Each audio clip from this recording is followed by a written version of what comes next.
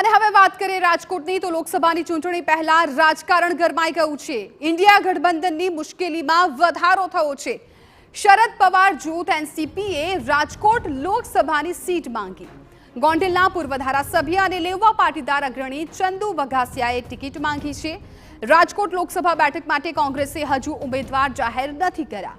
શરદ પવાર જૂથ દ્વારા ટિકિટ માંગવામાં આવતા રાજકારણ ગરમાઈ ગયું છે। સંવાદદાતા મોહિત ભટ્ટ વધુ જાણકારી આપી રહ્યા છે। મોહિત, એક તરફ રાજકોટ લોકસભા બેઠકમાં કોંગ્રેસનું કોકડું છે તે ગૂંચવાયું છે।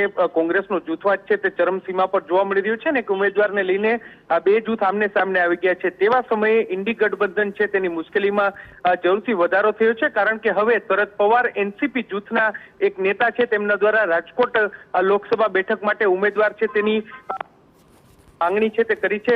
ચંદુ વઘાસિયા કે જેઓ ગોંડલના પૂર્વ ધારાસભ્ય છે અને શરદ પવાર એનસીપી જૂથના તેઓ પ્રદેશ પ્રમુખ પણ છે અને એટલા માટે તેમને શરદ પવાર સુધી અને ઇન્ડી ગઠબંધન સુધી આ લોકસભા બેઠક માટે પોતાનો ઉમેદવાર જાહેર કરવામાં આવે તેવી માંગ કરી છે।